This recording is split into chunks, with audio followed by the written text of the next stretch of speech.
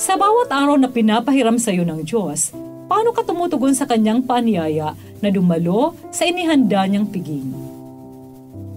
Mapagpalang araw ng Martes, ginigiliw kong kapanalig, dakilain ng Diyos sa pagpanibago ng ating pag-asang harapin ang bagong araw ng may lubos na pagtitiwala sa kanyang kagandahang loob. Muli nating ihabilin sa Diyos lahat ng ating mga gawain sa buong maghapon at hilinging magampanan natin ang mga ito nang naaayon sa kanyang mahal na kalooban.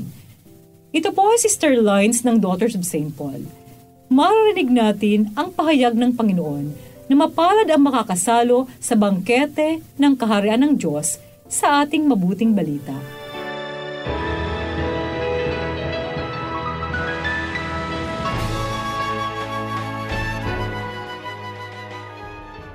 Sinabi kay Jesus ng isa sa mga inanyayahan, "Mapalad ang makakasalo sa bangkete ng kaharian ng Diyos."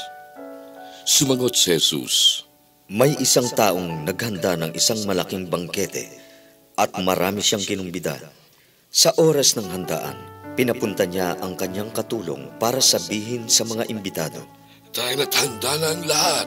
Ngunit parang sabay-sabay namang nagdahilan ang lahat. Sinabi ng una, "Bumili ako ng bukid. Kailangan kong pumunta para tingnan yon. Pasensya ka na."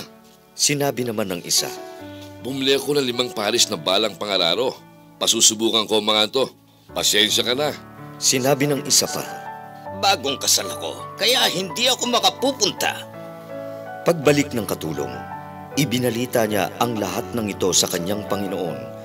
Galit na galit ang may sambayanan at sinabi sa kanyang katulong, "Pumunta ka agad sa mga liwasan at mga lansangan ng lungsod at papasukin mo rito ang mga duka, mga baliwala, mga bulag at mga pilay." At pagkatapos ay sinabi ng katulong, "Nagawa na po ang ipinag-uutos mo at may lugar pa rin." Sumagot sa kanya ang Panginoon, "Lumabas ka sa mga daan at mga bakuran at pilitin mong pumasok ang mga tao para mapuno ang bahay ko, sapagkat sinasabi ko sa inyo, walang sino man sa mga ginoong yon na kinumbida ko ang makakatikim ng aking handa."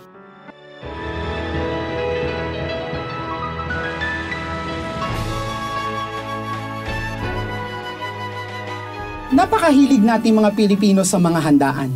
Lahat ng okasyon, kaarawan, binyag, kasal, at libing, tiyak hindi kumpleto kung walang salo-salo. Pagkatapos ng misa, mesa. Kaya kung may mga magkukumbida sa pista o kainan, napakahirap tumanggi, lalo na kung mahalaga o minamahal natin ang nag-aanyaya. Sa ating mabuting balita, natunghayan natin kung paanong inihambing ni Jesus ang kaharian ng Diyos sa isang malaking piging na kung saan ang lahat ay imbitado. Ang nakalulungkot rito, ang maituturing na mortal sin sa ganitong okasyon, ang tumanggi. Ang nagpatindi pa rito, may ibang prioridad ang mga inimbita kaysa makasama at makasalo ang lalaking nagmagandang loob na anyayahan sila. Mga kapanalig, araw-araw tayong inaanyayahan ng Diyos na makapiling siya sa piging ng pagmamahal. Hindi po ito nangangahulugang araw-araw tayong magsisimba. Sa halip, sa tuwing pinipili nating ibigin ang ating makulit na asawa at mga anak, magulong ka mag-aral o ang nakakainis at toxic na katrabaho, nakikiisa at nakikisalo tayo sa Diyos na unang tumatawag at unang umiibig sa atin. Ito ang sikreto ng kabanalan. Sa araw na ito, hilingin natin sa Diyos na maging sensitibo sa kanyang mga paanyaya at inspirasyon upang makatugon tayo ng buong pagmamahal. Huwag nawa nating palampasin ang pagkakataong makasama ang Diyos ngayon. Piliing umibig, piliing maging banal. Mga kapanalig, support Pauline's online ministry. Subscribe, like, and follow us on Facebook, YouTube, Instagram, Twitter, TikTok, Spotify, Google, and Apple Podcast. Maraming salamat po. At sa lahat na nagme-message sa amin na humihingi ng panalangin para sa iba't ibang intensyon, asahan po ninyong kasama nyo kami sa pagdarasal na ipagkaloob ng Diyos ang inyong mga kahilingan. Ito po muli si Sister Lines ng Daughters of St. Paul na nagpapaalalang napakaikli ng buhay na sa Diyos hiram lamang.